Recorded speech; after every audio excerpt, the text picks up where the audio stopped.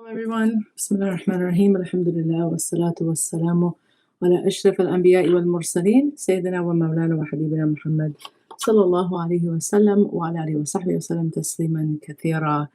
Alhamdulillah. I apologize first of all for starting a little late, but it's always an honor to be a part of, to facilitate these halaqas, to facilitate these discussions. So alhamdulillah, thank you for joining me. Some of you have asked about when we're going to start the in-person halaqas, because for those who have been following this class, we've been consistent doing them in person until the summer break, and then last month I did it online, and this month, but inshallah, next month in September, hopefully we'll be back in person. So one more session online, and then we'll resume. And I invite the sisters who are in the Bay Area, local, to join to learn more about MCC East Bay. You'll get if you join the newsletter, you'll get the notifications and all of the details about not only my halaqa, but all of the other incredible work that the MCC does. So inshallah, please just check out info at mcceastbay.org, I think. If not, just check out their website and inshallah you can sign up. All right, so with that said, I'm gonna screen share because again, if you were following last month, let me actually just quickly find the screen here. Bismillah. So if you were following last month, you may remember that I shared a document, and that's pretty much the basis of our halaqa, what we've been covering for this past year. And because we're going to start, kind of fresh alongside the academic year in September, I did want to wrap up this document today, so let me just put it here next to us. So I'm just going to kind of try to do a summary, and it's a lot. There's so much content here, and that's why we took so long doing in-depth reading of this document. But because I understand that there's a lot of people who may be joining online who are not familiar with it, who don't know it, who've never followed anything before, I just wanted to again do a summary and finish this document, inshallah, and then we can start something fresh, which I'm exploring a few options for September.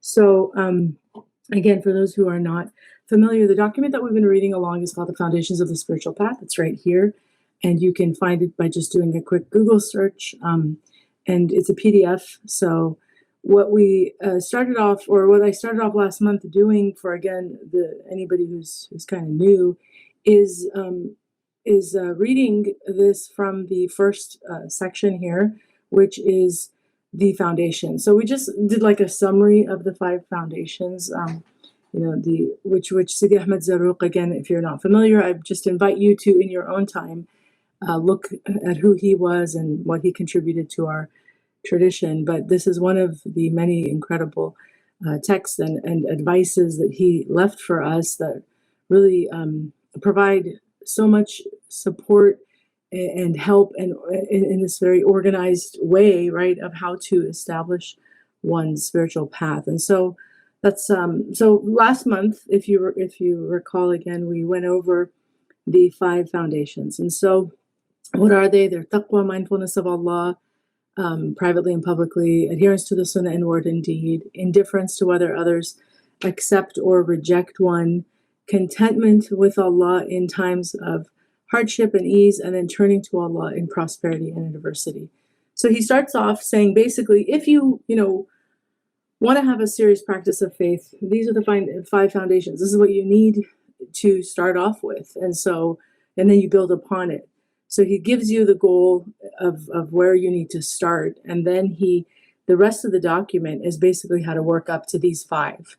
And so we're going to go backwards a little bit now, but we went over again last month each section and kind of, commented on each foundation to provide more context. But essentially, I think it's pretty self-evident and obvious if you're reading this that what he's outlining for us is really someone who wants to take their faith seriously. You have to, basically be active, be proactive, and then consider, it's kind of like a purity test, I guess you could say, of how serious you are in wanting to have a spiritual practice if you can commit to these 5.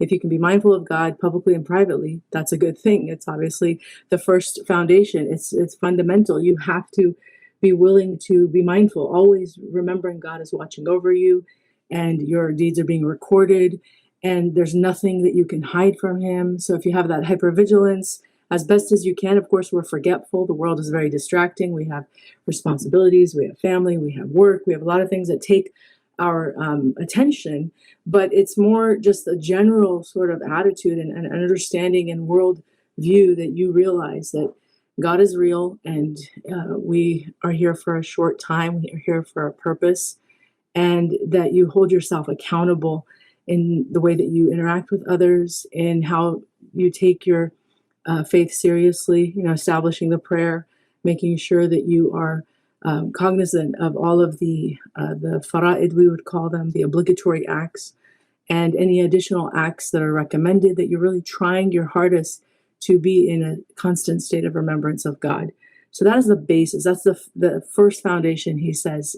I mean, and it makes sense because obviously if you're serious about your faith and wanting to be a practitioner, not just someone who nominally, shares the faith. A lot of people say they're Muslim or say they're Christian or say they're Jewish or Buddhist or Hindu or whatever faith they may belong to or like or feel, an affinity toward.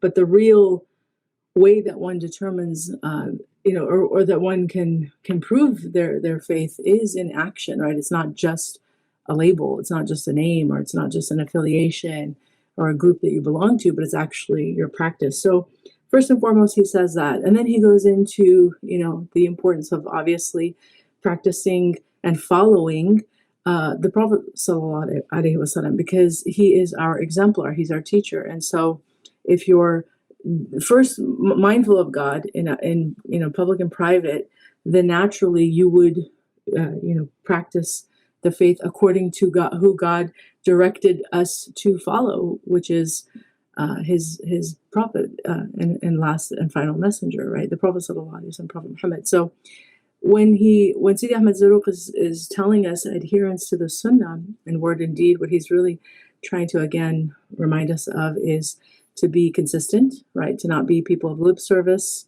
and to be people who really try to emulate him as best as we can in word and action. And then indifference to whether others accept or reject one. This is also a really big one as a foundation. It's important because, as we know, we live in a world where there is in-group and out-group, that people are judged according to, their faith or the different groups that they belong to. And so if that becomes something that you struggle with, where you want to be accepted by everybody, or you're constantly in a state of fear of being rejected by people, then it may in fact compromise your faith practice and whether or not you're going to be able to do this. So letting go of that, letting go of the fear, letting go of the desire to want to people please and to want to, ingratiate or want to earn some sort of, belonging in different groups. As long as it doesn't compromise your faith, obviously there's nothing wrong with that. But if it comes to being so worried about those things that you cannot or are not willing to stand up for your faith and practice your faith, with conviction, then that's something that you have to work out, because a person of true faith is not worried about human beings and whether or not, again, they're accepted by them or rejected by them. They're worried more about pleasing God.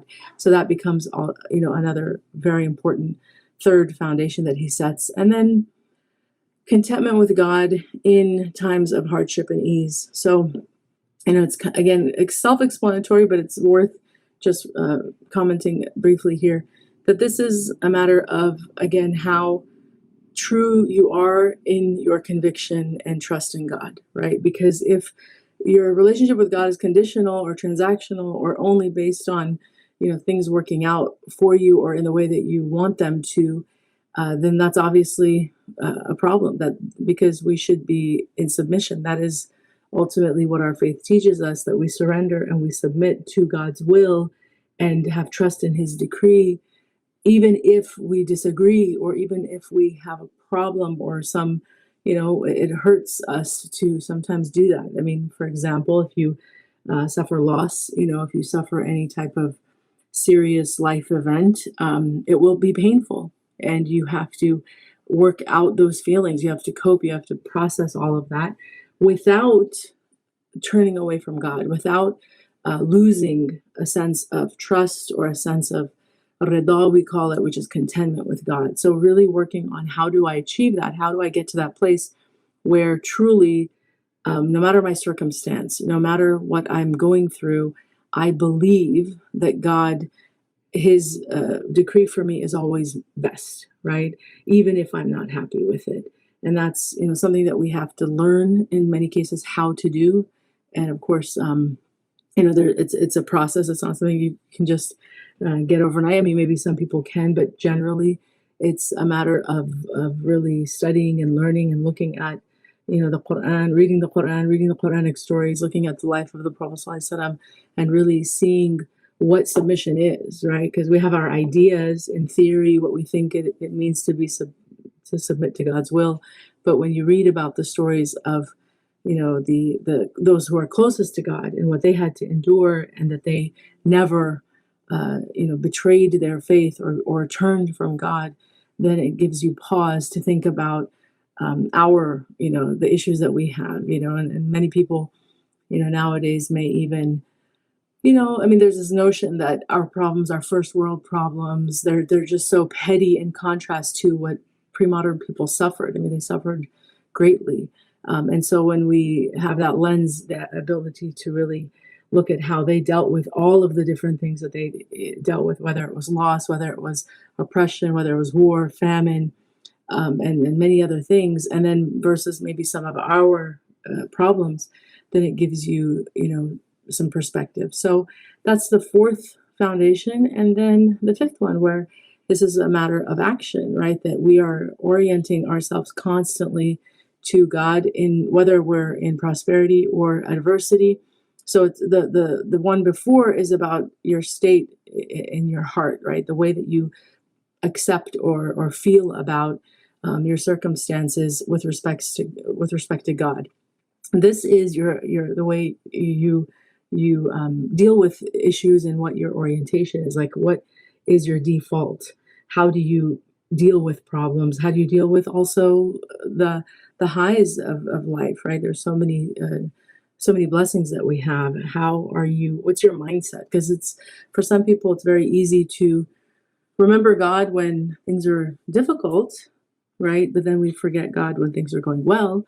And maybe there's people who are more mindful, right, of God when they see the blessings, when they're really practicing gratitude, and they're constantly, surrounded by ease, right? They like, their lives are full of ease. Then they may feel gratitude. But what happens when that comes to a halt, right? What happens at the first sign of a tribulation? Like, if your entire life you've had everything kind of going swimmingly and things are just kind of always going in your favor, then how do you react when things don't go your way, right? Because that's also the other side of the coin, is being able to not suddenly, turn, because it's like, wait a second, everything was great, and so it's easy to worship God and to praise Him when you're happy.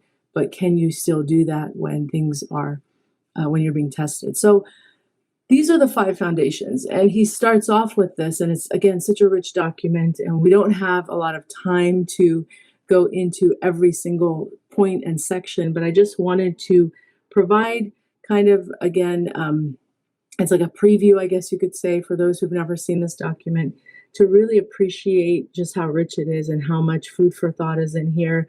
This would be a wonderful document for anybody who is part of a community.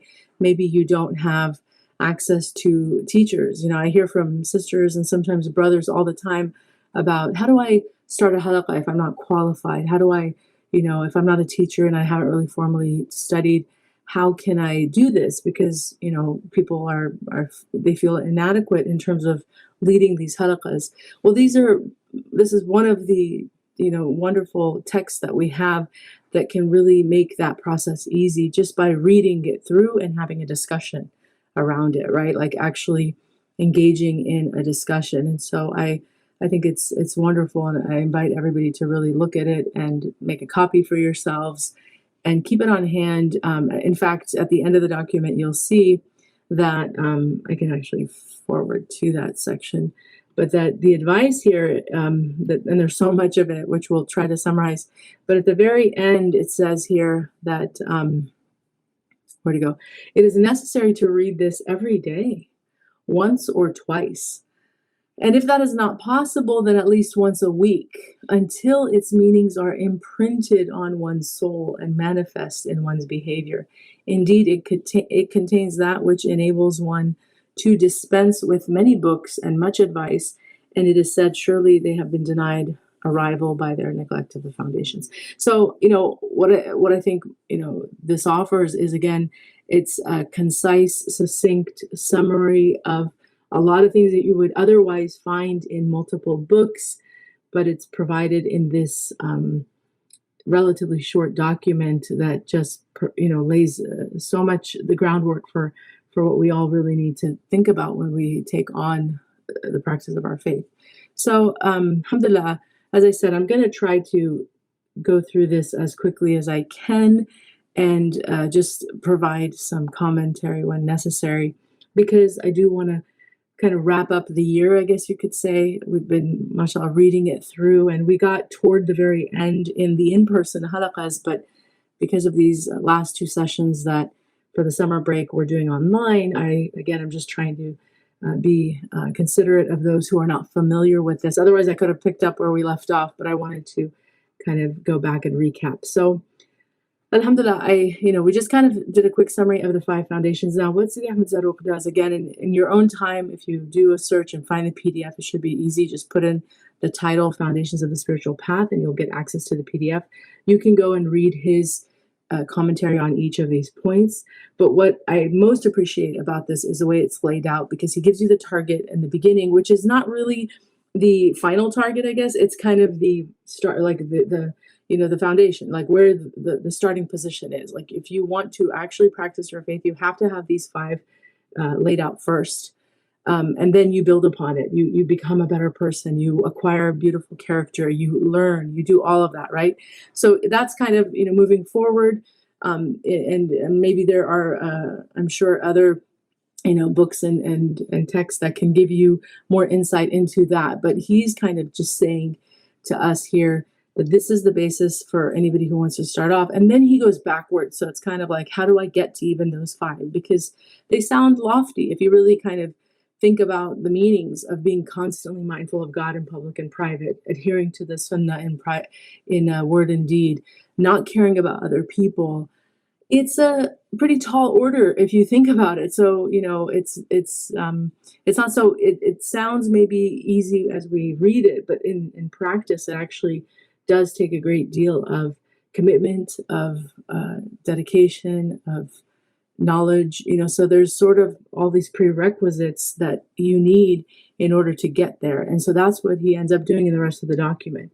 So he says, after he lays down these 5 foundations, he says the foundations of the preceding 5 are in the following 5. So now he's giving you the foundations for the foundations. So what we just read also have foundations.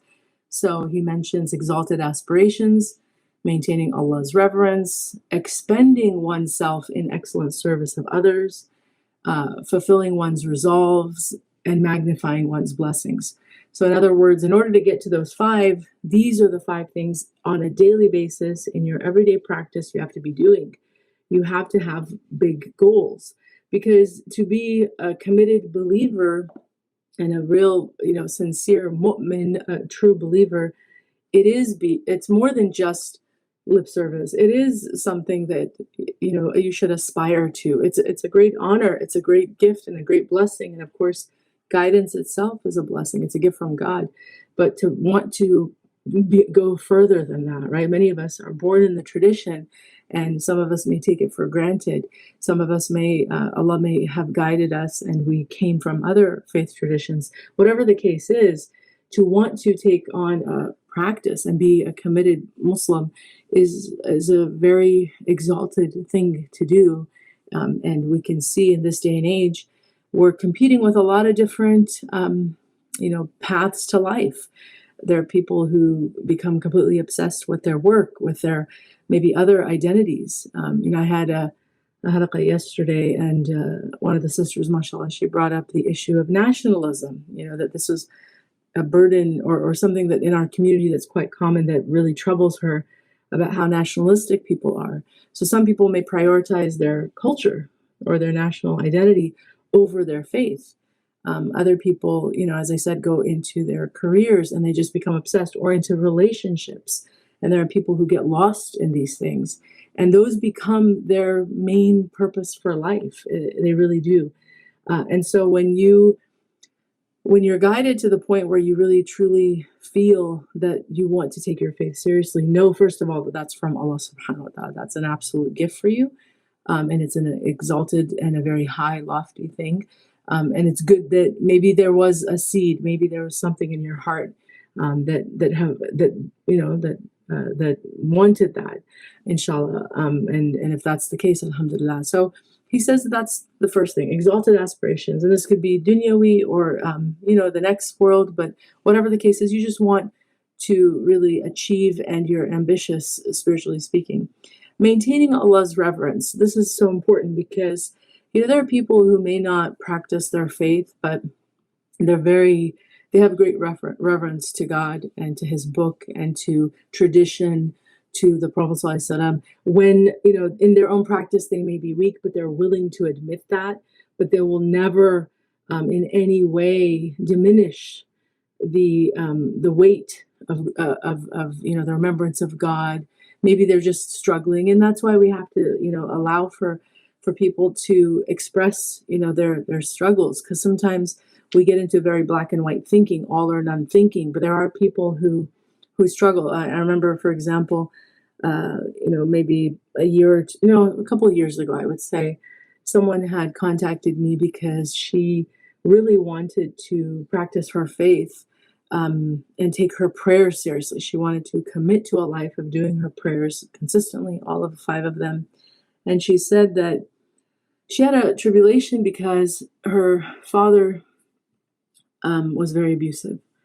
And so he used to, he was just an abusive person. And I think as a young girl, she remembers that some of his abuse would actually be toward her and her siblings when they were, trying to practice their faith. And so I don't know if he was himself Muslim or not, but she has these visions that she said would appear every single time she would stand for prayer. She would see her father and she would imagine him standing there berating her, abusing her. And so it became a real challenge, to pray.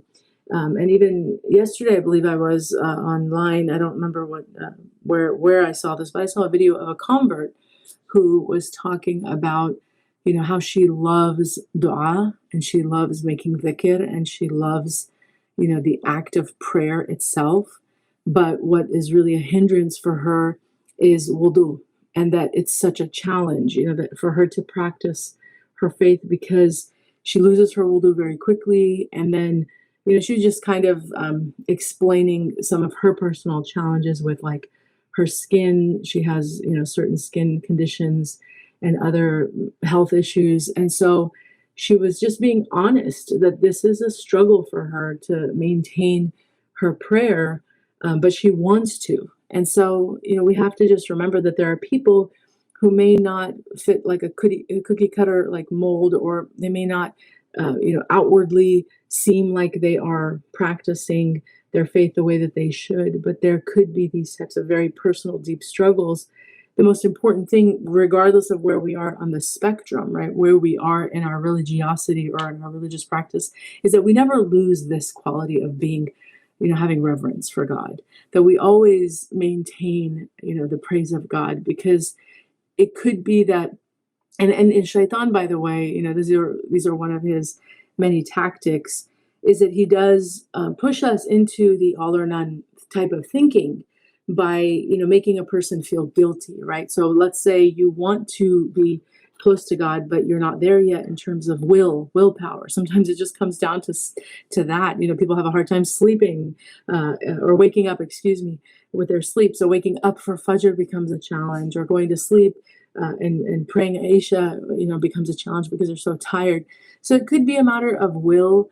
Whatever the case is, Iblis may come to us and put us in these positions of, flooding us with thoughts of hypocrisy and, just basically don't, like all or none thinking, right? Like if you're not practicing and you're not doing everything you should be, then you're a hypocrite. Therefore, don't do anything at all and don't even show your faith in that way. Don't mention God, don't participate. There are people who don't go to the masjid or don't attend events.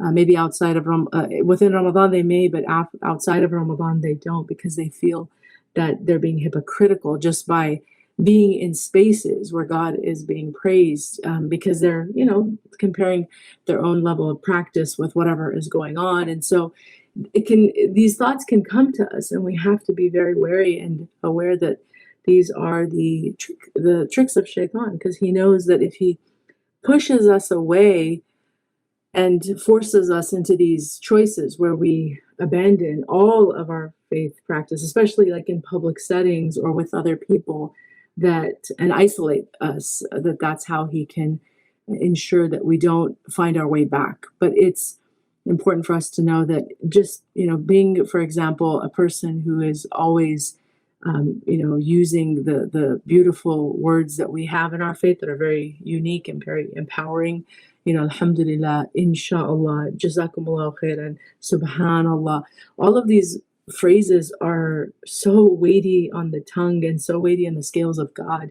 And their rewards are mentioned, of how many rewards were given just by saying these words.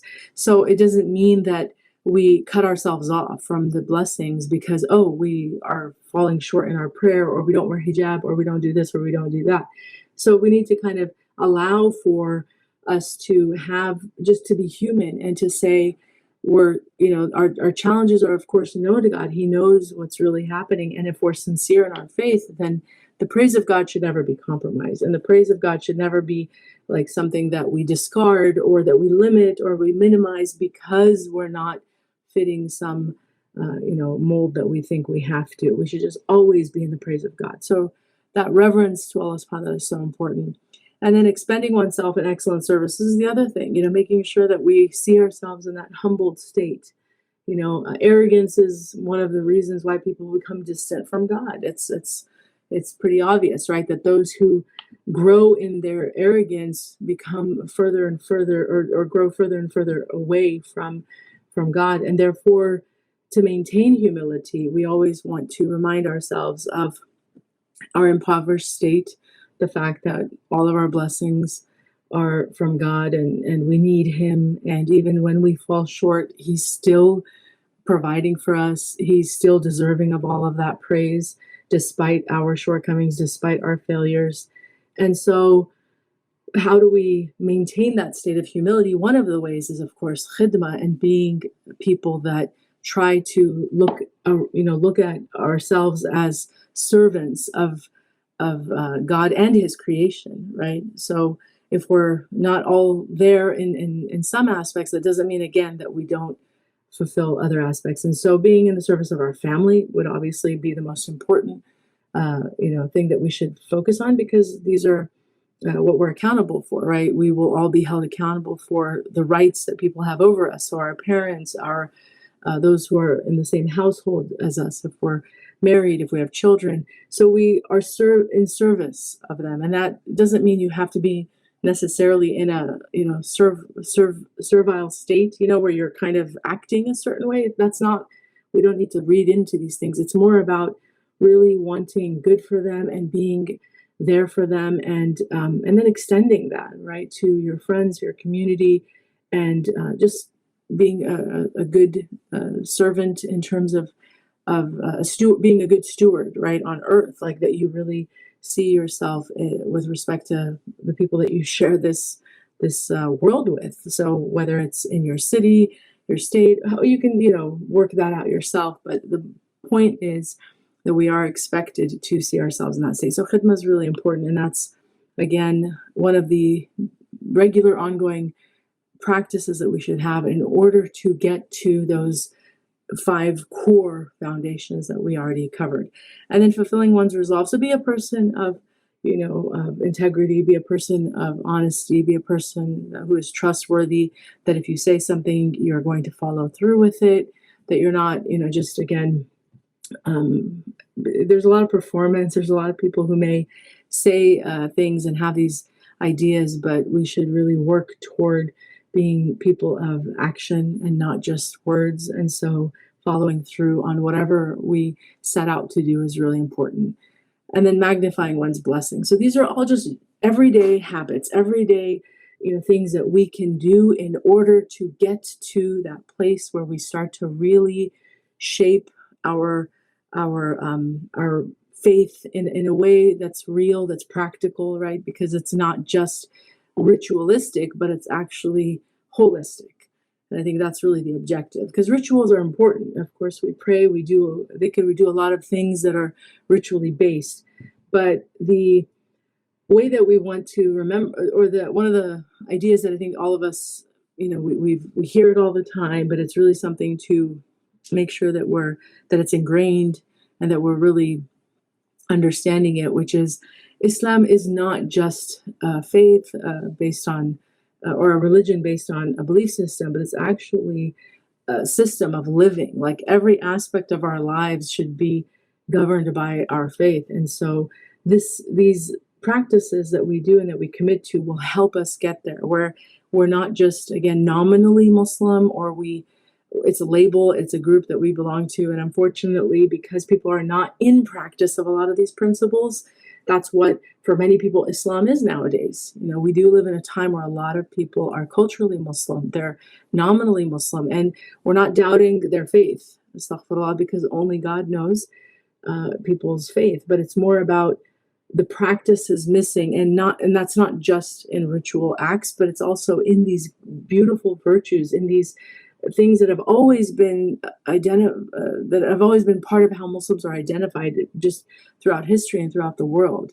Hospitality, right? We talked about service. We talked about, being in praise of God and being people that just are willing to unapologetically be proud of their faith. I think that's something I really appreciate about my family, and even people who share my cultural background. Afghani.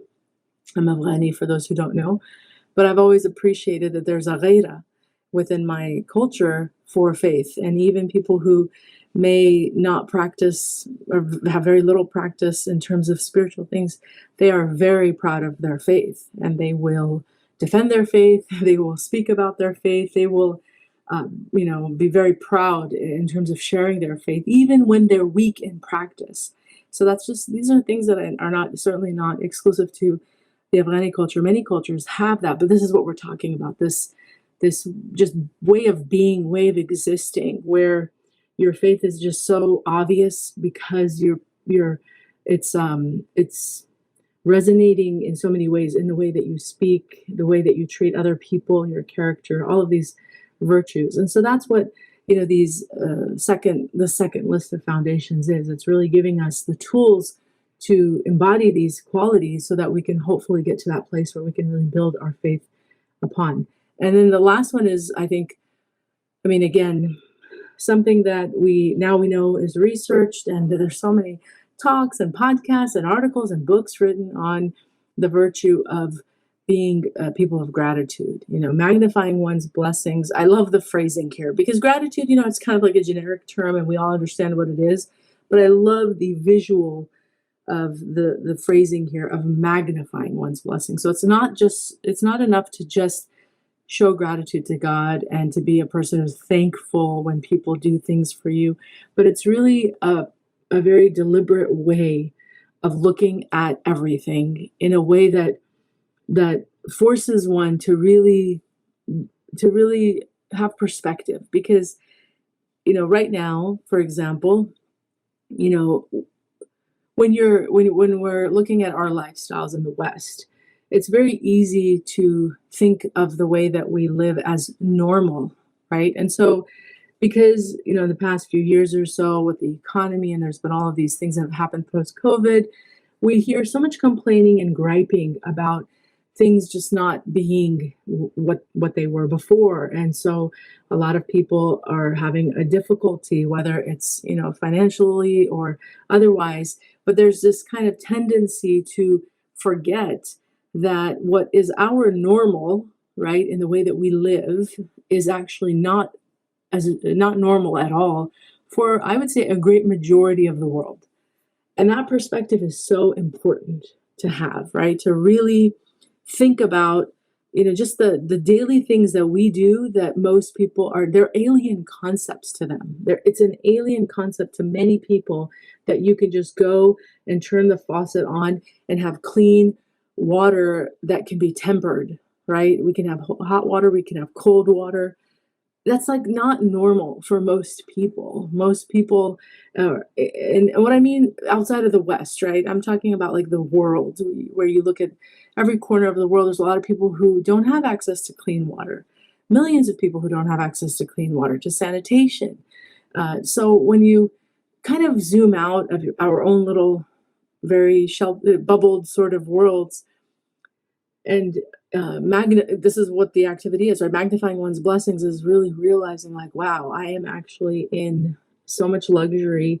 I'm in so much ease. God has really favored me because he's given me shelter. He's given me food. He's giving me water. He's giving me clothing. He's given me valuables, right? Like wealth that are tangible, right? Whether it's jewelry, whether it's cash in the bank, whatever the case is, we have things that many people just simply don't have. They live paycheck to paycheck, or not even paycheck to paycheck, coins to coins. When you think of the poverty in the world and how many people really don't know if they're going to survive any given day because that they live in such deep poverty. So this is what this practice is of zooming out and being able to see your blessings. And so that's such an important practice for all of us to do every single day, never tire of it.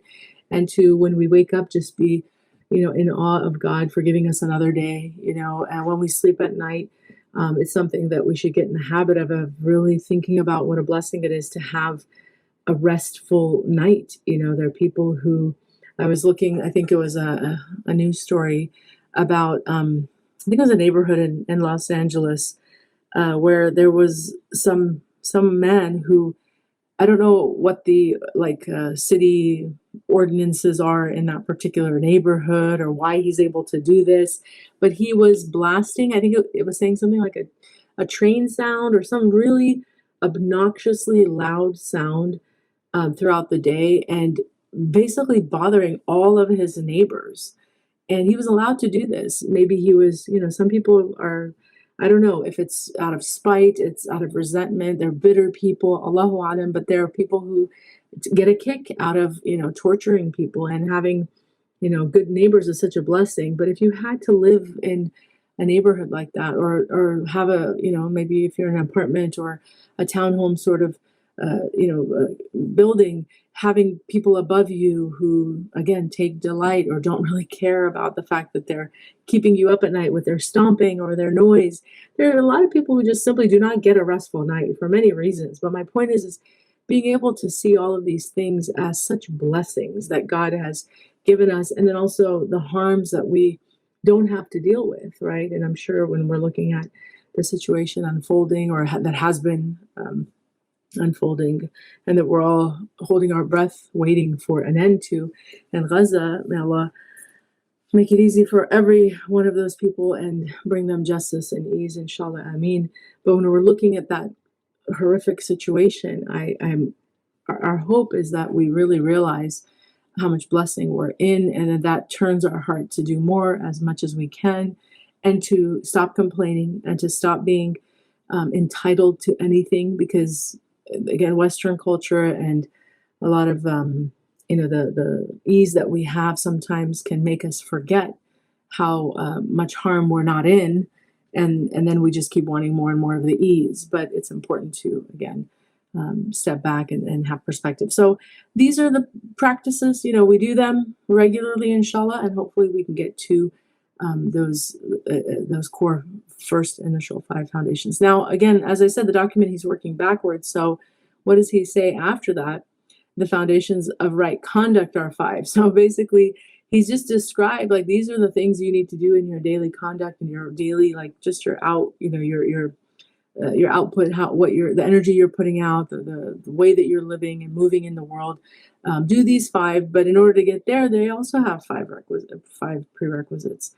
And so, what does he say here? Seeking sacred knowledge in order to fulfill Allah's commands, which is important because sometimes people think that, we're going to come to these realizations on our own. If that was the case, many people would be a lot better, right, in their character. But some of these things have to be taught. You have to actually seek knowledge in order to be reminded, right? Which is why the Quran is the reminder, because we are forgetful, we're distractible, we're also very nafsi. Like our essential nature as human beings is to indulge and to want everything good and easy going, for us. So to gain perspective, to actually think outside of ourselves, to want to outwardly manifest goodness for others and to be, again, in praise of God, in service of others, and all of these wonderful virtuous qualities. In order to get that, the starting point often is knowledge. Like you have to learn. You have to learn that these are virtues. You have to learn that these are the means by which we can get closer to God. That it's that's why we have so much details, from the Quranic stories, for example. Of all the lives of the prophets. Think of the prophets that we know, and we know details about how they lived. A lot of it is to show us, right, to give us actual real examples of what we're talking about, of how to be in the service, how to praise God, even when things are going, they're not going well. Everybody's turning on you. You're being ostracized. You're being, abused. You're being hurt. I mean, just go.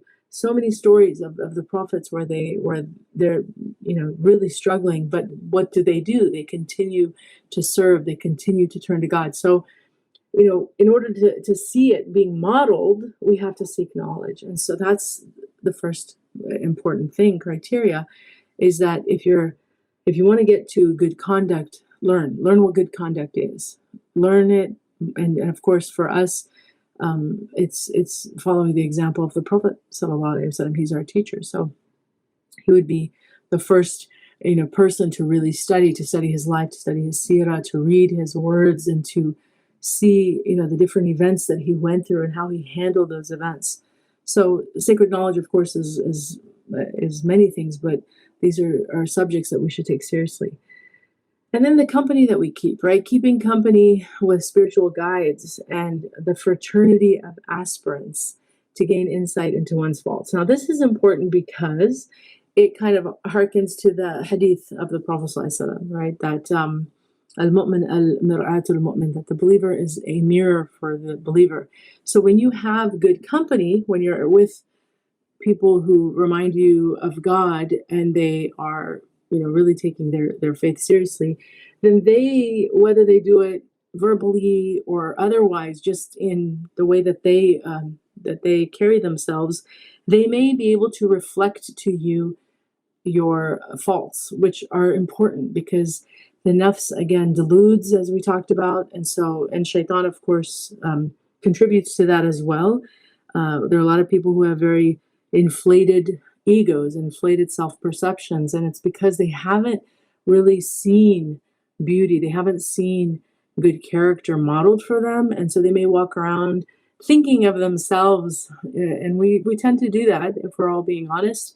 We all tend to have like a really high opinion of ourselves, and it's only when we're around people of true virtue and true character that we may start to think otherwise, like, oh, I don't normally do that. Like if you've ever been with someone who's really generous, I mean, I know people, mashallah, who have displayed generosity that is, shocking, where they will get a compliment on an article of clothing or even jewelry, and literally within seconds it is off and they are handing it to the one who complimented them. Now, if you're with someone like that, for the first time you've ever actually seen or witnessed someone be that generous, it'll take you back. I mean, you'll definitely it's shocking because it's not normal, do we all, I mean, I don't know, maybe some of you out there, mashallah, have just amazing people around you who do that. But I think many of us have not really witnessed things like that, where it's just selfless giving without even a second thought. Now, we read about these things, like when you read, of course, about the generosity of the Prophet ﷺ, you can imagine him doing these things. You can imagine saints doing these things. You can imagine many people doing these things where it's like without even a moment's thought, they are giving up something of value for another person just to make them happy, just to, fulfill. Inshallah, they're doing it to fulfill the Sunnah. But to actually witness that in real time is incredible. It actually is incredible for one's faith. And you're like, subhanAllah. Or if you've ever been around people who have gone through trials and the way that they're able to cope with a major loss, it will increase your faith. It will absolutely increase your faith if you are with someone who is implementing these noble teachings of our faith, like surrendering, I mentioned generosity, just selfless giving, but like complete surrender at the time of a calamity. That's sabrun jameel, right? But to witness sabrun jameel in real time and see how a person who has lost a child, for example, or a spouse or someone that is so close to them, a sudden death, and yet they're the ones saying, Alhamdulillah, Alhamdulillah ala kulli hal. And you're just looking at them like, how are you functioning? How are you coping? It increases your faith. And so, subhanAllah, these are, again, virtues that if you're not around people like that, you may understand it as, an idea, a theory, something to aspire to, but trying to find people who embody these qualities is so good for one's faith because, as they say, you're the product of the 5 people that you spend the most time with. So imagine what can happen over a period of time that you're with people like that. You're with people who display just beautiful character. It will rub off on you. It will. It's like fragrance, as again, according to the hadith, it's a fragrance that you will just continue to take on, and eventually, hopefully, you will become fragrant yourself. And so, these are the ways that we can have good conduct, is that we seek the knowledge and then we seek good sahba, good companions that will help us. And then he says, foregoing dispensations and interpretations concerning injunctions for one's own protection. So this is more technical with respect to, fiqh and rulings. And, there's a tendency for people sometimes who are, trying to practice their faith to look for loopholes, look for, they call it fatwa shopping. They're kind of looking for ease when it comes to, finding the shortcut or the easiest way of practicing something. And, there are, of course, dispensations that allow for that. But if it becomes the way that you engage with your faith, where you're always trying to find the easy route and the easy way, then it may, in the long term, impact the seriousness and the weight of the way that you practice. So in a particular circumstance, it's one thing, but when it becomes a habit and you're always kind of looking for those things, you want to be careful with that, right? So again, this is just about establishing good conduct, being a person of integrity, being a person of consistency. It takes, some seriousness. And so he's just reminding us that these are the ways to do that. Organizing one's time with the remembrance of Allah to maintain the presence of heart. So this goes back to, again, prioritization and how well or how true you are in your goal. Like if your goal, again, is to be a serious person, a serious practitioner, and then you'll do the work, you'll do the necessary work. And if the necessary work requires that you seek knowledge and that you're in good company and that you're not looking for cheat codes and shortcuts and doing fatwa shopping, then certainly you're going to also organize your time, right? You're going to be careful with how you plan your day, how you plan your week, how you plan your month. And it's just interesting because, we live in, again, in a time where people are, very overscheduled. You have kids who are sometimes more overscheduled than adults, but there's just so much scheduling that's happening, whether it's, like I said, for our kids, we have school activities, we have club activities, we have sports activities. So we're always planning those things, or for our own selves. You have holidays being scheduled, you have family events being scheduled, you have outings with friends, social outings. There's so many things that we schedule, and we take it seriously, and we get very upset when people, fall through and they don't fulfill, like they don't come through, because we scheduled it, we penciled it. I've been waiting for this, so we get kind of worked up, right, when things don't turn our way. But organizing one's time for Allah always becomes, it's hard, and you have all these excuses around, well, it's difficult. And so this is where you call yourself into account. Like if you have time to set up appointments and take your laundry to the laundromat or whatever, the cleaners, early in the morning on your way to work, and you have to go make a doctor's appointment, and you kind of can do this for the everyday sort of worldly reasons, then what prevents you from saying, you know what, I have to also allocate time to worship God? And so this is really a matter of taking yourself into account and saying, what is preventing me? Is it laziness? Am I falling into that mindset that I talked about earlier, which is the black and white thinking? Some people think like, oh, if I'm not praying all my 5 prayers, then I shouldn't pray any at all. That's like Iblis. That's 1,000% Iblis. If you're struggling with like 1 or 2 prayers because of a work schedule, that doesn't mean you throw all of it out. What it means is you say, Ya Allah, I'm going to do all the ones that come easy to me. So pray your Maghrib, pray your Isha if you're at home and you're able to do that. Pray your Fajr. And if it's Dhuhr and Asr, then you need to work toward asking Allah subhanahu wa ta'ala for, strength, whatever the case is. Maybe you're having a hard time asking your, boss, your employer for a space, or for, to leave your work for a certain portion of time. Whatever it is, there's always some reason. But the point is take a moment to actually take yourself into account and say, what is preventing me? Because obviously I can schedule things. Obviously I can hold a job. Obviously I'm able to, follow a schedule because I'm in school or I'm at work.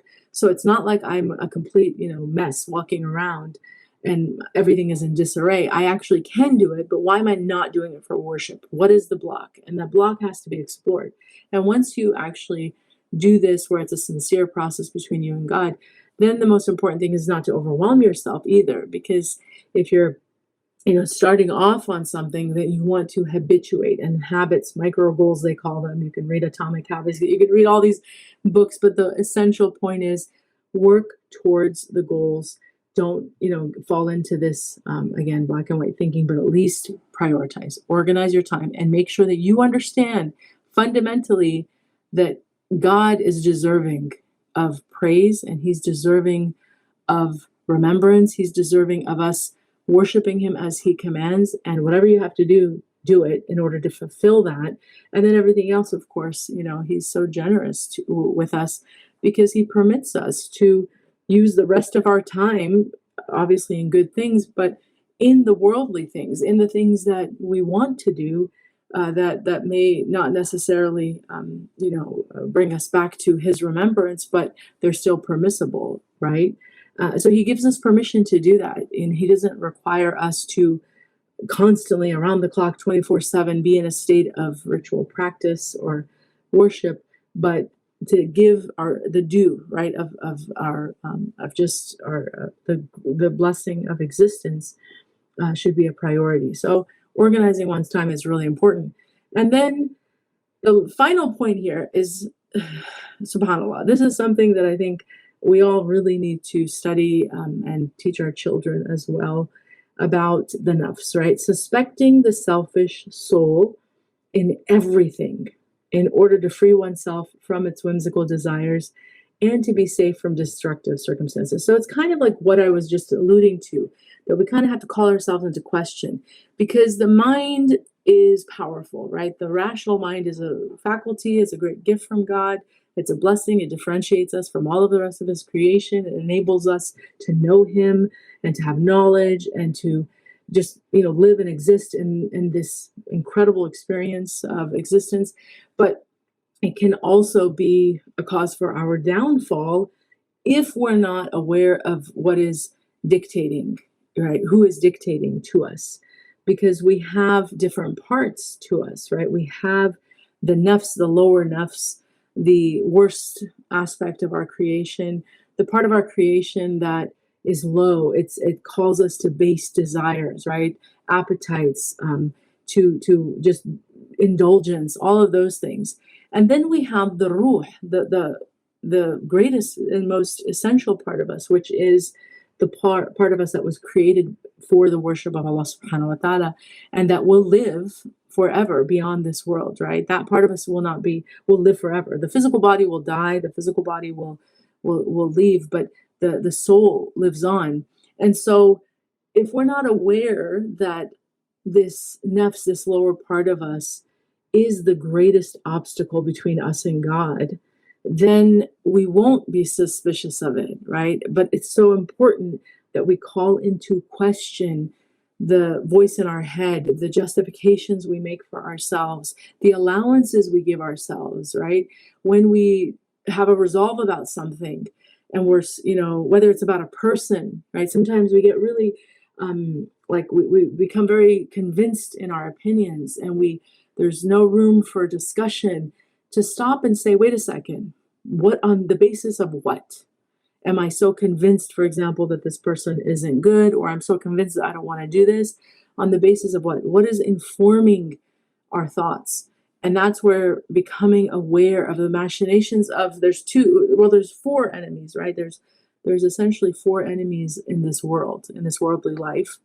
And they are dunya, which is the material world, not just physical, tangible things, but also abstract things, ideas, things like power, status, as well as wealth, and all of these things that people chase.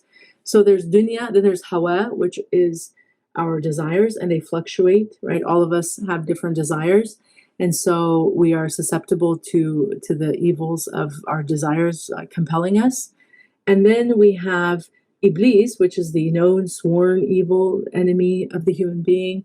And he, of course, inspires towards sinfulness. He inspires towards everything that would take us away from God, and to bury us in our own lowliness. That's what he would love nothing more than to destroy us from within. So that's Iblis. And then we have the nafs. And again, to look at all four of these, you may have certain ideas of which are the greater harms, but our scholars it's a consensus. Nothing is greater than the nafs in terms of its potential for evil. So it is truly our worst enemy, but it resides within. And so if you're not aware of that, then you may be deluded, and you may be completely, you may be sabotaging yourself, right? Self-sabotage in this case is very real. A lot of people are spiritually self-sabotaging themselves because they are not doing what he's mentioning here. They don't suspect the self. They think that they're always right. And so if you're the type of person, or if you know people who have very strong opinions and it's very hard to convince them otherwise, first of all, maybe politically they have strong opinions, maybe on other things they have strong opinions, and that's all fine and well. We're entitled to have our opinions about things. But when it comes to our faith, and when it comes to all of these things that we're talking about, if someone has an opinion that contradicts Allah and his messenger, that person is 100% deluded, no matter how logical they sound, no matter how convincing their arguments are.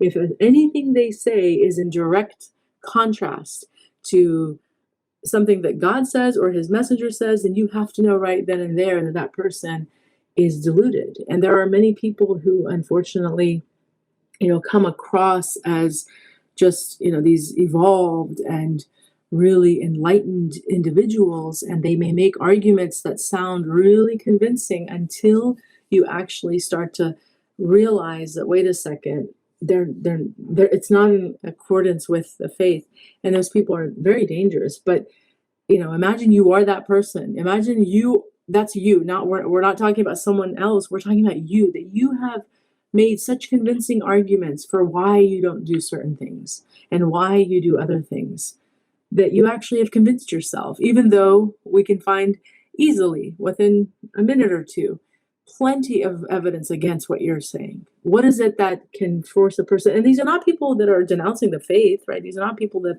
are aware that they are, or that they're brazenly trying to go against God or the Prophet ﷺ. But it's more this sort of delusion of the nafs that they fall under, where they really think that they have legitimate, arguments. So this is, there's just plenty of people like this nowadays, unfortunately, and this is one of the signs of the end of time, that a lot of people are very impressed by their own ideas, and they get, these fanciful ideas. They go and they study, and they, learn from, they go to these institutions, and they kind of are puffed up, in terms of their intellectual abilities and prowess, and they think that they can suddenly have opinions on things that they actually have no grounds on having any opinion at all about, because they, there's prerequisites to having opinions on certain things. You can't, for example, you can't be critical, for example, of certain ideas in the Quran or the Hadith if you don't have the basic, like 101 of Arabic language. Because there's a lot of people, non-Muslims, people who are hostile towards Islam, who think that they can be critical of the Quran. And what are they actually critical of? A translation, and oftentimes poor translations. And they've never even once considered that they're not, that they don't have the prerequisite knowledge to have an opinion on Quran, or have an opinion, because there's so many things that they're missing. But this is compound ignorance. If you don't know, but you think you know, that's the problem. So that point about the suspecting the nafs is really important, because if you're actively calling into question your own mind, and not to the point where you're kind of losing it, we're obviously not talking about that, but it's more questioning your rationale around certain ideas, and especially if they have anything to do with your practice of faith, or your if you're making excuses for yourself, things like that. Being a person who's willing to just pause and say, wait a second, let me think about this a little further. So that's what he lays down as the prerequisite to good conduct. And again, this is such a comprehensive document, and I hate having to even rush through it, but I'm doing it because we've spent so much of our previous halaqas going through each of these lists. So you're always welcome to go back on MCC's YouTube page and watch those sessions. But I wanted to, again, just summarize, because I love the layout of this document. So then he now talks about the foundations of what will cure the sickness of the soul. So basically, if you're not able to do these 5 that he's just laid out, suspect the soul, organize your time, all the things that we just covered, right? Keeping company with good people, foregoing dispensation, seeking sacred knowledge. If you're not able to do that, it's likely because you are riddled with spiritual disease. And so how do you cure yourself? Well, he now gives you more to think about. Moderation achieved by lightening the stomach's intake of food and drink. Now, this is a powerful point, because there is a correlation. There's absolutely a correlation between sinfulness and, I'm looking for a book, sinfulness and the stomach. So Imam al-Ghazali, in The Alchemy of Happiness, he actually has, it's just a simple statement, but it's powerful. He says, giving free rein to the stomach or gut is the source of all sins, while controlling it and accustoming oneself to hunger is the source of all good. This is really important, because it's something that a lot of us may not even think about when thinking about our spiritual practice, that, wait, what does what I eat or what I consume have anything to do with it? Well, he's telling you in no uncertain terms, right? They're pretty clear terms, that actually there is a correlation, that if you're not vigilant about whether or not the food and what you're consuming is halal, and you're not watchful over even, how much you're eating, we live in a time of gluttony, and we're all, need to monitor these things, right? But if you're not doing that, then you may be missing that the food that we eat, which we know, they say it, you are what you eat, can be, in fact, behind a lot of your actions. And we know that food, consumption based on the spiritual, right, whether or not there's barakah or not, is certainly contributes to our output, right? If you're eating the haram, you're likely not going to be doing a lot of halal, right? That's just kind of obvious. But if you're also eating food that are just fundamentally not good for you, right? Poor quality food, where the Quran is very clear that we're supposed to be eating tayyib, the best of food. We should seek to eat good food, right? So if we're not doing that, then we're, again, shooting ourselves in the foot, because that lack of energy, that lack of barakah will contribute to an increase in the sinfulness. So making these connections are really important. So he's saying, if you want to become better, if you want to have the energy, the mindset, the willpower, the strength, the resolve to start to really acquire good conduct and good, habits, then you have to take inventory, one, of the food and drink you're taking in, right? And then taking refuge in Allah from harm when it actually occurs. So being, again, the type of person that connects the dots. Sometimes when we're so disconnected from God and we're distant from Him, we may not realize that, harm and good, everything is by His permission. And so when there is a situation, again, it can be, anything, that we have this immediate awareness that we have to turn to Allah subhanahu wa ta'ala. Like when you're suddenly struck with fear and terror, it could be, driving, it could be at night, walking somewhere, it could be in your own home, it could be any circumstance. Or on a plane, you're traveling and you're like, Ya Allah, is this plane about to go down? There's turbulence, whatever the case is. But if your heart is suddenly struck with terror, with fear, right? That you are aware that whatever you're afraid of is by the permission of God, and the only one who can help you, who can protect you, who can prevent harm is God. And so we turn to Him and we seek refuge with Him and Him alone. But habituating to that, because again, it depends on how we're raised. It depends on the type of environment we're in. But there are people who just don't have those habits because they were never raised with that awareness, right? And so this is a matter of your own understanding. This is a matter of you realizing that every good and even those things that could be potential harms are by the permission of God. And so if you want to protect yourself, your family, your loved ones, then there's no other recourse but to seek God's protection, right? And to start to get in the habit of that.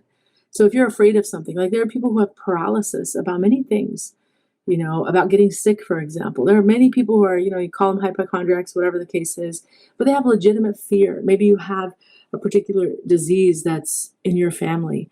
And so if you're walking around with constant anxiety, oh my God, am I going to get this? Am I going to get that? Or, as I said, travel. It could be so many different things that we have these worries and concerns and anxieties about. But if we're not in the habit of turning to Allah subhanahu wa ta'ala and seeking refuge in Him, then this is what we have to start to do. We have to start to make it a practice that we realize only God can remove the harm, and to thwart harm, we need to remember Him, and just the least we can do is seek His protection. And then again, a lot of these are, the onus is on us, right, to either stay away from certain things or do certain things. But in this list, He's giving us actual actions, right? So eat proper food, make sure you're not taking in or consuming food and drink that's haram. Take refuge in God, so become habituated to constantly seeking the protection of Allah. Now He says, actually vigilantly avoid places where you think you're going to sin. So this puts the onus back on us. If you want to be a good person, it's not just going to happen because you want it. You actually have to work toward it. And part of working towards it is recognizing where you start to fall, recognizing the company that you keep that may be not good for you, or the places that you go that you suddenly find yourself gossiping more, looking at haram more, doing things that you would otherwise not do. And in today's day and age, This can again be in person, actual physical places that we go to, but can also be virtual places. Virtually, there's a lot of things that may Allah protect and forgive us, that take us away from His remembrance and actually, involve us or increase our sinfulness. So if you're aware of these things, then you have to actively stay away from them. And people, mashallah, I think there's definitely people who, after maybe years or however long, they kind of come to a point where it's like, I have to draw a boundary because I can't, continue. For example, I know people who've taken off certain social media. They're like, I cannot do it anymore. Every time I go on this particular social media, I just find myself doing more sin. I have more hasad. I start to look at haram images. I start to want more things. I start to have ingratitude for the things that I have. And so I've cut it off, right? And we may have to take some drastic measures like that, where we create boundaries around whether, again, it's a virtual space or a real space or company that we keep that are just harmful, that we actually create boundaries. But the onus is on us. So it's not enough to just want to become better and be virtuous.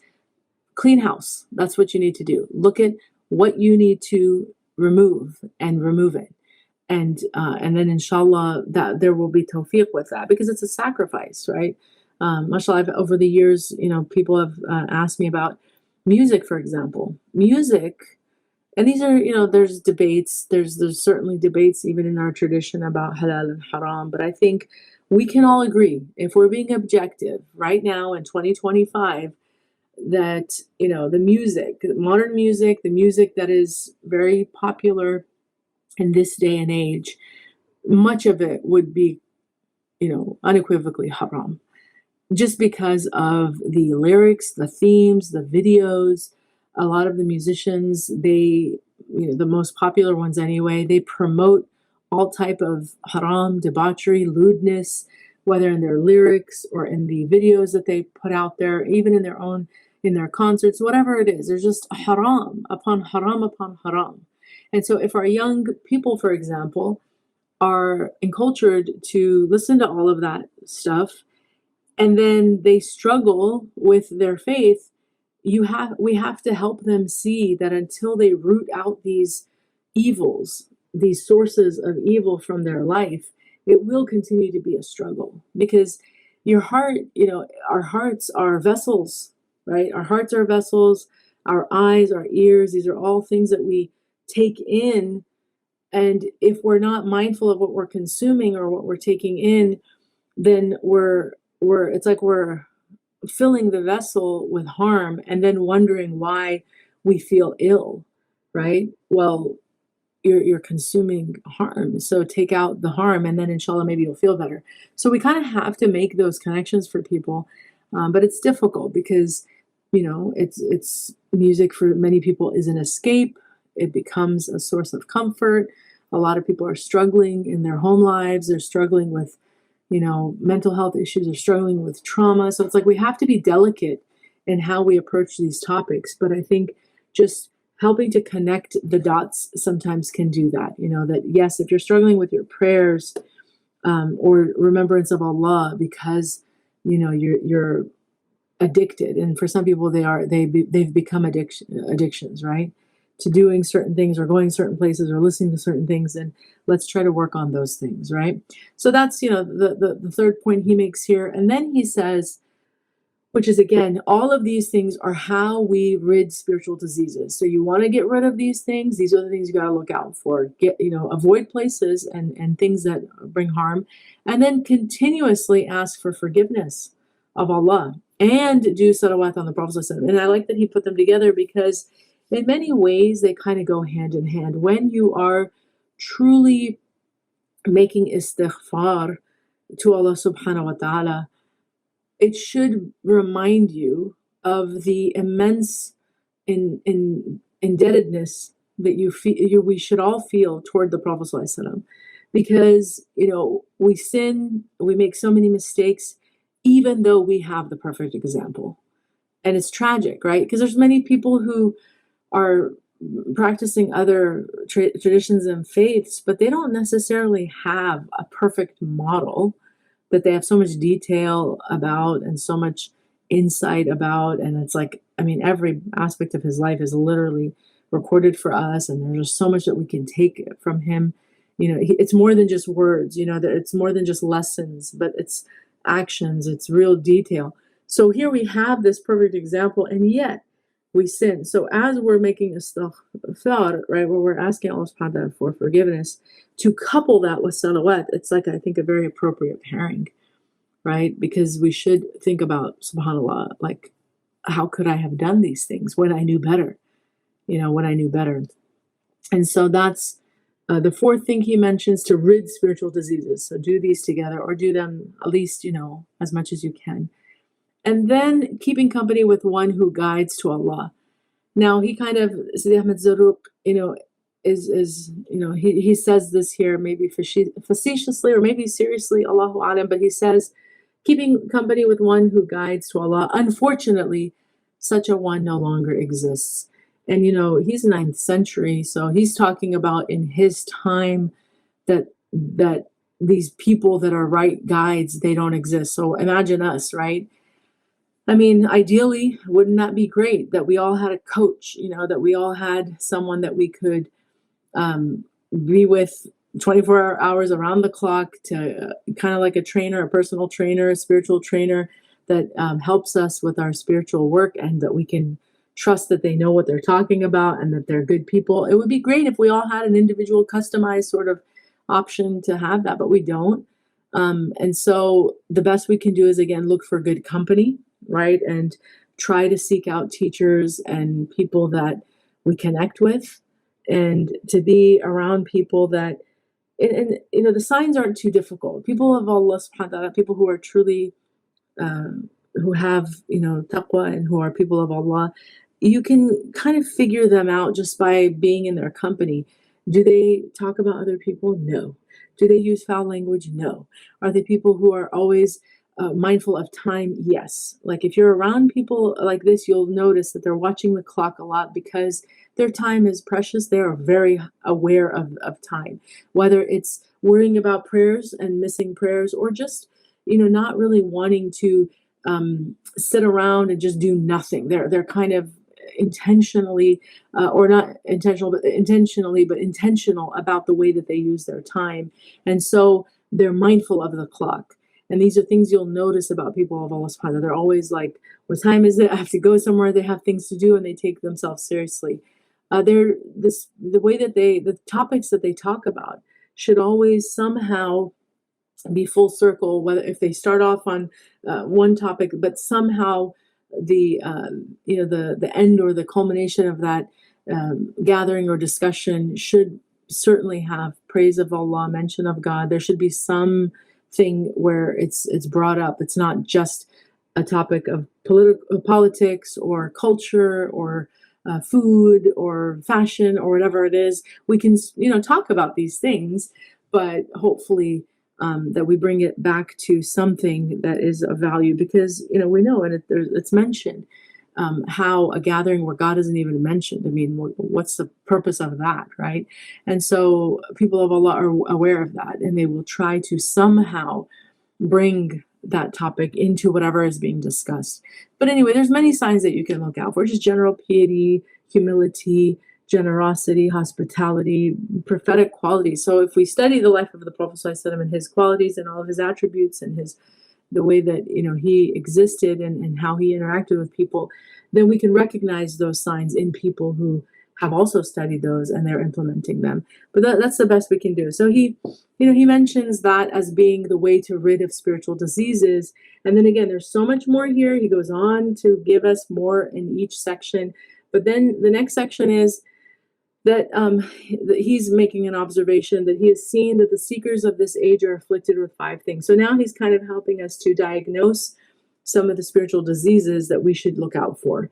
So preferring ignorance over knowledge. If you're a person who's kind of like, ignorance is bliss, I don't really want to know, don't tell me, and you put your fingers in your ears as soon as someone talks to you about Allah and Jahannam and the Akhirah and the Day of Judgment and the Barzakh and death and all of these themes that are kind of heavy, the day, like the end of times. A lot of people just don't want to hear these things, and they freak out, and they kind of, get really scared, and they don't want to know, or just any general reminder about right and wrong. If you don't want to know those things and you think it's better that I don't know, that is a huge problem, and that's a sign of spiritual disease, because it's basically your nafs, once again, dictating to you and telling you that, as long as you don't know it, you're not held accountable. But if you're willfully ignorant, if there's ample opportunity to learn, and there is knowledge readily being distributed and given to you, and you are turning away from that, that's not the same as a person in some remote village who literally has no access to a teacher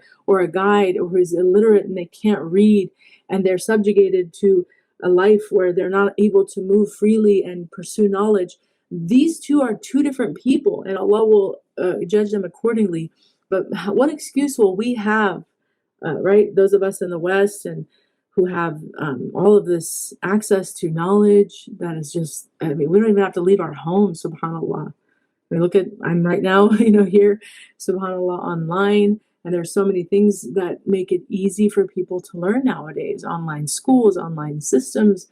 So the point is, we can't use that excuse, but if you're still falling into that, then that's something you need to look at and really examine what is that about, right? That's just, absolving yourself of responsibility, which is a whole other problem. Being deluded by every spiritual imposter. So if you're not, aware of what I just previously described, which are a true telltale sign of a person who's, who has taqwa of God, who's really mindful of God. If you're not really aware of what that looks like, then you may be, tricked by people who are spiritual imposters. And there are plenty of them. There are plenty of people out there who make promises and make claims that they cannot support because they don't have that, right? There are people who have entire, online platforms who promise that they can rid you of like black magic, and if you give them a certain amount of money, they'll do this and that for you. And they have all these, astaghfirullah, God knows what they're doing. God knows what type of, what realm that they're accessing. But, if you're a person who understands that people of taqwa don't take those things lightly, they certainly aren't going to charge, money or expect you to do all these weird things in order to be free of whatever magical powers they presume to have in order to free you. You would know that. But a lot of times, again, because people aren't studying, they don't have this knowledge, then they get impressed by eloquent speakers and impressed by people who make claims and who act as though they have certain abilities and powers. But we have to know that those are charlatans and that they're not really serious. So to be deluded by every spiritual imposter is definitely a problem that I think even and nowadays we have, unfortunately, people who fall into that category. People, for example, go to those who read tea leaves. This still happens in the Muslim community. Going to someone who, whether it's tarot cards or tea leaves or all of the occult ideas, but there are people who think that those people have some sort of knowledge into the future and can protect them, especially when it comes to things that they want. You want to get married? Oh, you got to go to this person. They had success and they gave them this, blah, blah, whatever. You want to have children? You want to have this? No, astaghfirullah. These are totally haram. And so, knowing that those are not true spiritual people at all. The inability to prioritize important matters. These are, again, it's kind of like looking at, what do you expect? Here is the formula for success that God has given us. It's literally written out to us.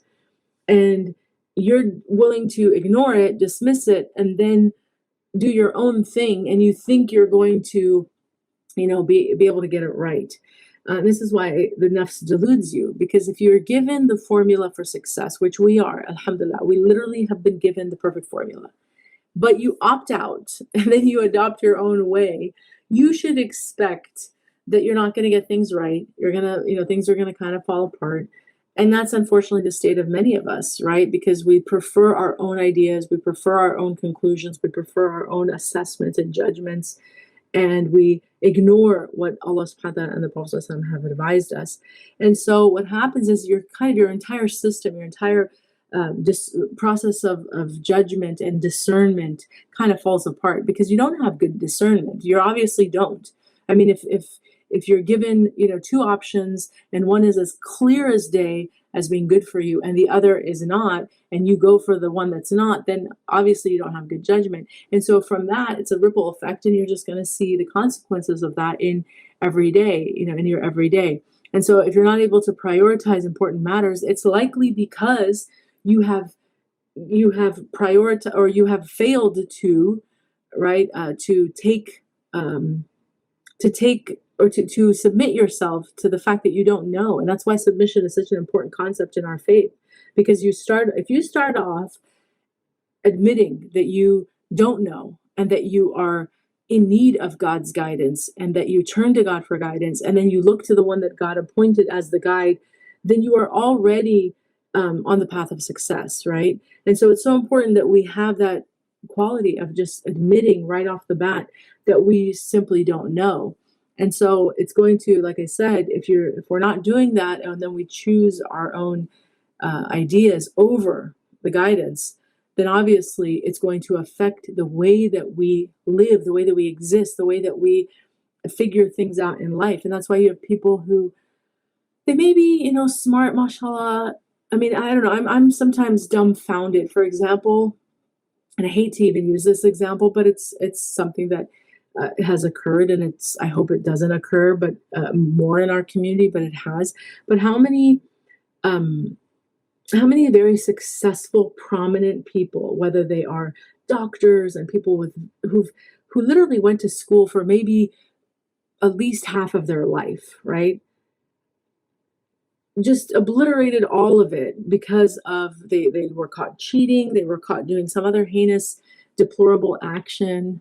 But it's like, you have to think what happened there. And a lot of times, I mean, again, the nafs can delude any and all of us, so none of us are safe necessarily, but sometimes it is that they just didn't manage their priorities. It's like you get so caught up in your schooling and your financial success and reaching these different milestones and in your personal life or in your your professional life, and that becomes your target, that you completely forget and negate that all of your blessings and all of those gifts that God gave you in order to know Him, you're using for other than Him, right? And so people won't pray. They just kind of go down that path. They start to, get really loose in terms of their morals and values. You see Muslims in our community drinking alcohol. They are doing all sorts of haram actions, and Allah has been generous with them and generous with them and generous with them. But it's like, how can you not make that connection? And of course, we know guidance is from God, but it's just an example of how a person can seemingly be intelligent, but then at the same time show that they lack this ability to prioritize what's important. They won't spend time with their families, but they will go to these, trips and conferences, and they'll cheat on their spouses. It's like, what's happening? What's happening? How did you forget what's important? How did you forget all that? It's likely because, the moral code was compromised. The moral code of how to exist and do right versus wrong is faulty. There's something that's not quite working there. So these are just signs, right, of spiritual diseases that can occur. Using the spiritual path as a means to inflate the selfish soul. Now, this is a whole other layer. This is the other side of the coin, where a person will actually start to practice their faith and outwardly become more, sorry, one second. Sorry, I lost my connection here. But a person may, outwardly become more practicing, right, in their faith, but what's their ultimate intention? Astaghfirullah. Like, there's a lot of people who are totally deluded in the other way, where they start to take on their spiritual practice, but then it becomes a means in order to gain some worldly benefit. And so, you have, and this is where the charlatans that we talked about earlier, they come up. But there is, unfortunately, a path for that nowadays with social media. You see a lot of people, there's a lot of spiritual performativity, spiritual things, but it's dangerous. It's a very dangerous game that people play. And so Iblis, and the nafs, as we said, they can, work to destroy us in so many different ways. On the one hand, completely destroying our ability to see the obvious, the truth from truth and falsehood from falsehood. We don't have that ability. And the other is to think that we can somehow, somehow not trick, but like as if Allah subhanahu wa ta'ala isn't aware that you're using his faith and his, your whatever claims of knowledge and spirituality in order to get some ulterior motive. It's like that's a level of delusion that we really all have to seek protection from, because you wonder like, subhanAllah, how does that person think that they can somehow trick or delude not only themselves but like others certainly, but also try to, as if Allah wouldn't know that. Of course he knows everything in our hearts. And so it's something that again we have to make tawbah for. But these are the diseases that he's pointing out, right? That this is what happens when you're afflicted with spiritual diseases. These are the things that you're susceptible to. You're gonna do these things, and so you have to look out for these signs.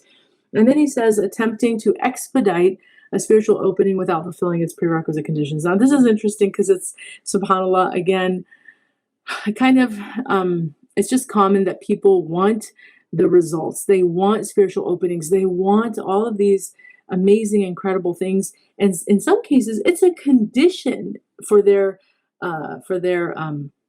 loyalty or their sincerity or their practice. It's kind of like, I'm waiting for revelation.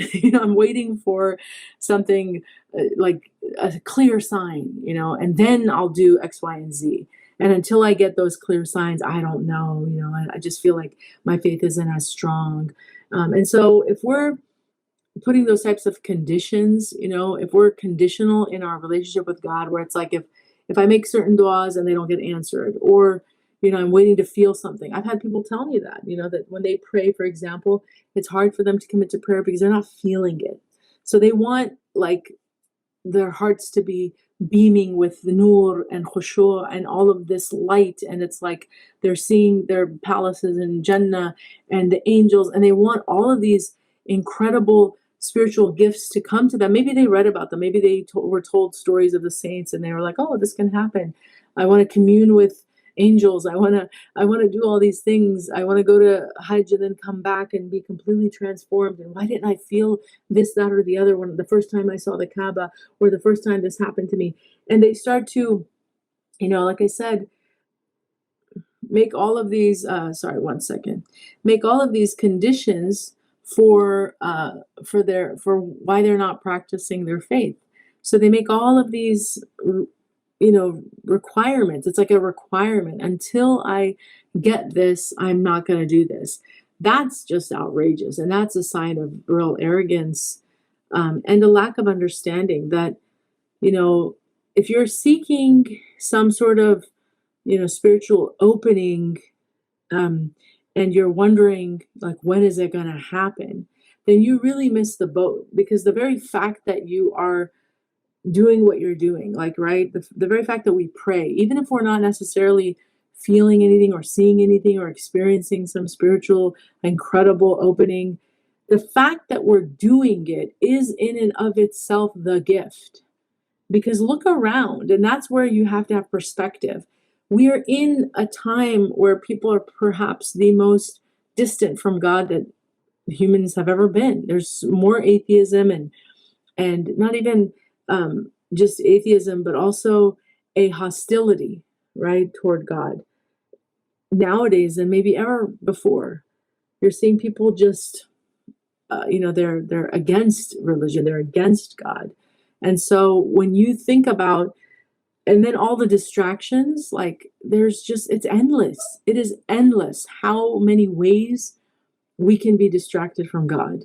So if you're able to worship Allah subhanahu wa ta'ala, and it's that in and of itself is the gift. It is the remarkable, incredible, amazing experience that you're looking for.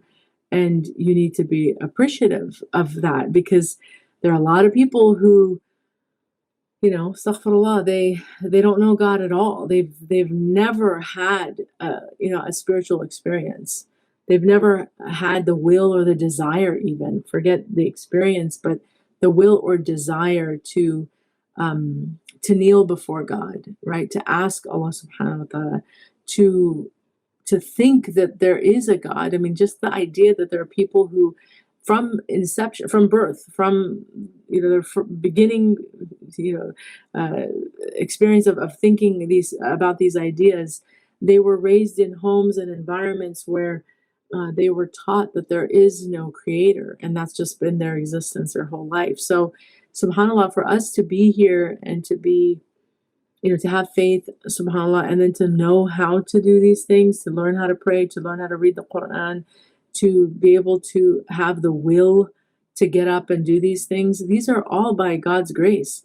So that is the part that we should be in awe of. But for some people, they are not willing even to do that work, but yet they want those results anyway. So, it's like they want these little mini miracles and openings, but they're not willing to really put in the work. So we're just living in a time of absolute delusion.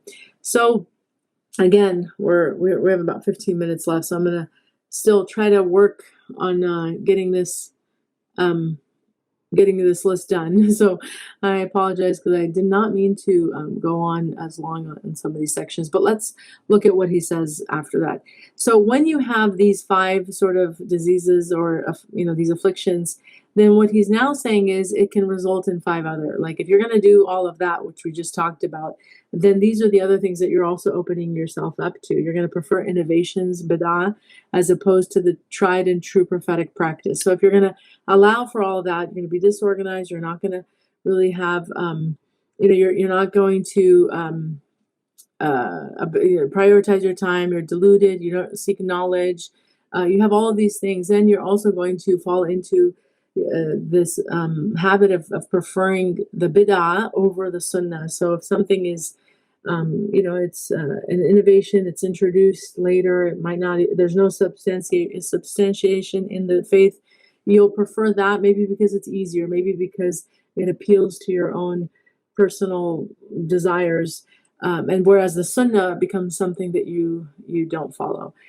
Following the people of claims and conceit as opposed to the truth. So this is kind of like being deluded by spiritual imposters, but it's in addition to that. It's just kind of like people impress you who talk a lot, who seem to have these gifts of oration maybe, and influence and power. And so they appeal to you as opposed to people of truth. And this actually, if you think about celebrity worship, right, it actually makes sense because many people today have this habit of falling into an obsession with some sort of a celebrity, whether it's a sports figure, an actor, some other person of quote unquote influence, politicians. There's a lot of people who really become obsessed. They're fans. That's what what a fan is. I mean, I'm sure we all saw in the past few months, I don't know if it was a summer thing, but there was just so much online about someone like Beyonce, for example. I mean, everywhere I looked online, it was Beyonce this and Beyonce that. And I was like, wow, I didn't realize she had such a following. But you see the people in the audience, going crazy for her. They're literally just crying and weeping, and they spend thousands of dollars on these tickets and wearing clothing that mimic her. And it's a whole thing. So there are people who fall into that, and we have to realize that this comes from spiritual disease, that if you're attracted to people like that, and then you're repelled by people who are calling you to God, that's a problem, right? And that's what he's pointing out. Acting on capricious desires in all of their affairs, even the most celestial. So it's like, hawa, a caprice is those desires that we were talking about, right? They fluctuate, they're different from person to person, but if you're the type of person who's always acting on hawa, then you're not, you're impetuous, right? You're not a person with order, with, continuity. It's kind of like today I'm going to do this, tomorrow I'm going to do that. And it's just, your desires dictate to you. So, and this can even be in your spiritual aspirations. So sometimes people become super motivated, and they become really intense about wanting to do a lot, but then there isn't follow through. So all of those things are signs of something that's just imbalanced, it's off, and it's indicative of spiritual disease. The preferring fantasies to realities, and the manifestation of claims without sincerity. So all of these things are, again, spiritual diseases that become that manifest in people who are not working on themselves, that they're susceptible to these types of habits and problems. And I mean, the concept of preferring fantasies to realities, again, that makes so much sense in today's context. There are people who do not want to live in reality. They would much rather go on a video game and in an alternate universe, or just watch movies and films and television all day, or go get lost in music or social media, because it's other than their reality, right? And so that's what happens when you're disconnected from God and you're imbalanced spiritually, is that those things start to have an appeal over you. Whereas people of God are people of haqq, people of truth, and they're actually drawn to the truth. They want reality. They want to know what's happening in the world, as opposed to just kind of escaping into fantasy. So escaping into any type of a fantasy world or realm is also a dangerous sign of spiritual disease. If it's like an everyday thing, it's okay occasionally you want to watch something, you want to read a book. Those are things we're permitted to do with reason and moderation. But if it's just your personality type, where that's just you live in, a whole other world that is not based in reality, and that's a problem. And then from these last five more have emanated. So again, these are the diseases that happen when you're doing all of these other things, right? Like, or if you have all of these other afflictions, and these are further sicknesses that may emanate. So obsessive compulsive thoughts.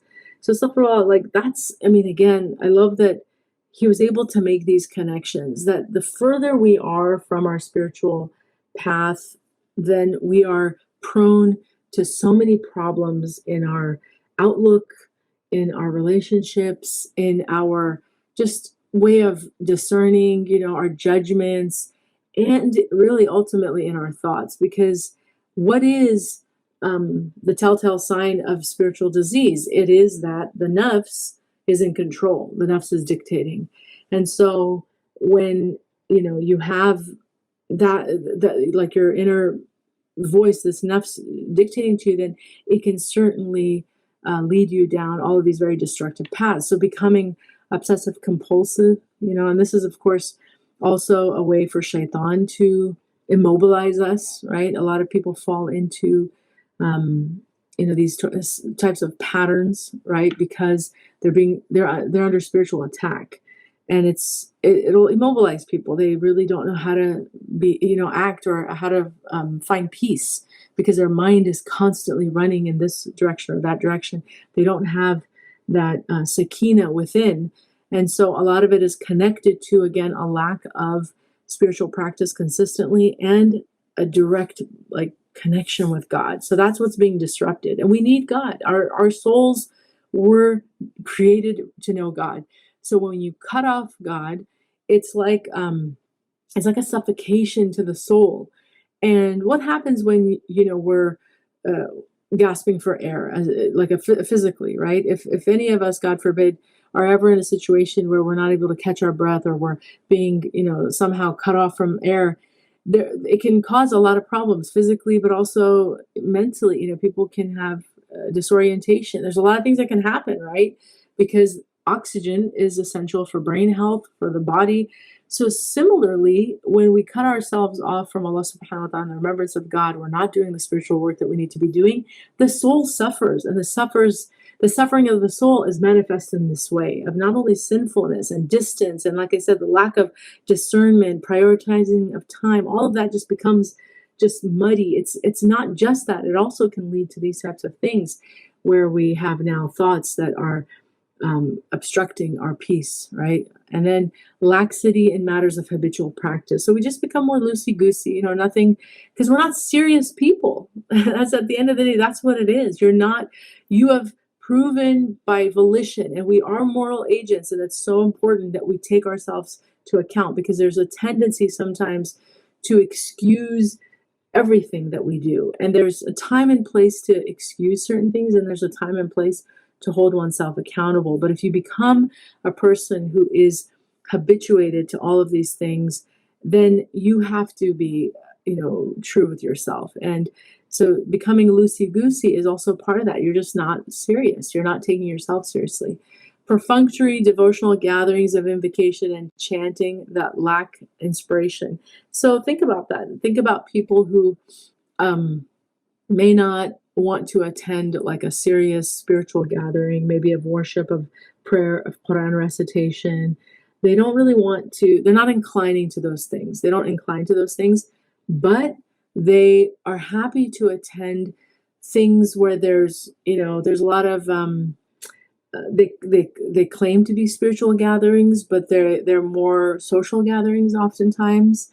And there's a lot of sort of behavior that is not really in our tradition, but it's become these perfunctory sort of practices that people, for whatever reason, have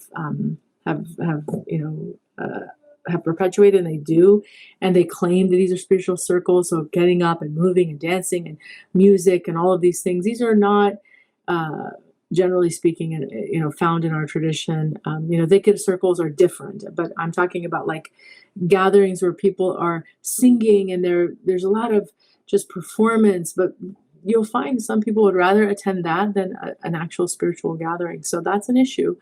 And then inclination toward people of rank and authority. So this comes down to, again, what is dictating your behavior? What is the driving force? It's your nafs. It likes power. It's drawn to power. So you're just going to be drawn to people who have those types of that status, whether they're good or not, whether they're people who are upright or not. It almost doesn't matter, because you're drawn more to, and power is seductive. So it can definitely affect people. And then companionship of those immersed in worldly matters, even mixing with the opposite sex and childish companions. So your whole social circle becomes this hodgepodge. There's no boundaries. There's no rules. You're just open. And what do we say now? Fluid. Everything is fluid. Everything is permissible. There are no rules. I'm just going to do whatever my nafs wants. And what's the big deal? Stop being so uptight. It's not that serious. These are the types of justifications that we use in order to allow ourselves to engage in things that are completely, again, impermissible in our tradition. And so he goes on to just say that this is kind of what happens. If you're not taking your faith seriously, you're not doing all of these practices, then your character is just, over time, you're losing this integrity that God created you with, and that He expects of you to possess. You're losing that, and it's becoming manifest in all of these different areas of your life. So, again, in your own time, inshallah, I'm hoping that every single person can take the time to really read through this document and get through each section separately and devote that time. I'm just doing kind of a quick summary. But he goes on to say, anyone who claims to have a station with Allah while any of the following 5 happen to emanate from him is either a liar or deluded. Now he's helping us to identify, if you're falling prey to all these charlatans and you're caught up and you're really not able to discern who is good and who isn't, let me basically give you a way to know who is who. So if someone's making claims, then this is the litmus test, right? Allowing any of his members to fall into sinful disobedience. So if you know someone who's claiming to be a spiritual guide or teacher, but then the people closest to him, his students or her students or whoever, are in active outward disobedience, they're a liar. They're making claims. That's not someone you should trust with your faith. Affectations in his devotional practice. This is, again, performativity. There just seems to be this sort of fakeness that just doesn't seem quite sincere. If you feel something is off, maybe with certain people it's stronger and with other people it's not. Whatever the case is, people of Allah, aren't repellent that way. They don't have that quality because they're sincere, and Allah subhanahu wa ta'ala does the opposite. We're actually drawn to people who are close to him because they're beautiful. They have this light that is beautiful. So if you feel a repelling sort of thing towards someone, then it's likely because they are not true and sincere. Expectations from the creation. So if they're coming to you with their problems and asking you for money or asking you for help and putting that on their quote unquote students, there's a lot of this in what we call like prosperity. Well, in the Christian tradition, there's a lot of prosperity preachers who will use their power and status and constantly turn on their congregants to upkeep and give to them to keep their life, to keep their, there are people who have $1 million residence, huge palatial homes, they have personal jets, they have all this sort of wealth, but it's constantly this expectation that they have of their congregants and this guilt almost associated, like put on them that they must do this, that, or the other. And so that's certainly true in amongst Christians and perhaps in other traditions as well. We may also have that within our own tradition where people are doing the same thing just in their own various ways. But if you see that someone's constantly asking you and others to do certain things and not really displaying that sort of taqwa and tawakkul that you would expect of a spiritual guide, then that's certainly a cause for concern. So we have, again, let's see here. Sorry, I'm looking at the time. If you could give me just one moment. Bismillah. Just want to put the blinds down here. Okay, sorry about that. So I also have to get off because Maghrib is in. So inshallah, we'll just go for a few more minutes and quickly get through this. So backbiting against the people of Allah, lacking the proper respect for Muslims in accordance with the commands of Allah. So all of this, again, pretty self-explanatory. Any of those signs, red flags, they're not serious people. They're not people of God. And then the qualifications of a spiritual guide with whom the seeker may safely entrust. So now it's the opposite. Those are the people you want to avoid. These are the people you want to look for. Unadulterated spiritual experience. When you're with them, there isn't anything that is off-putting, that makes you feel uncomfortable. It's just, it is, clear, it's transparent, everything is just, it's comfortable, and you feel good walking away from that experience.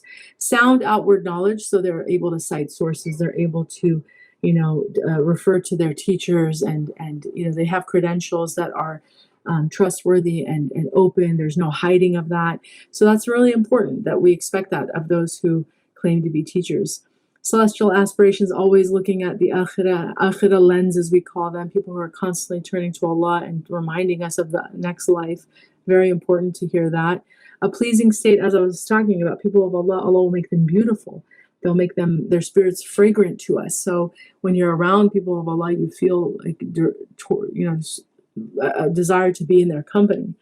And then penetrating inner perception. This is what we would refer to as a basira, an insight, right? So when you seek their advice, they seem to actually really contemplate deeply and have perspective that maybe you don't have, but it's something that's definitely obvious. So these are all things you want to look for. And then whoever has any of the following 5 cannot be a true spiritual guide. Ignorance of the religion, disregard for the reverence of other Muslims, engaging in matters of no concern, following his caprice in his affairs, and unashamed display of bad manners. So the first list that we talked about were really about the people that are liars. So that's just important to know, to not even look toward them at all. They're clearly on the wrong.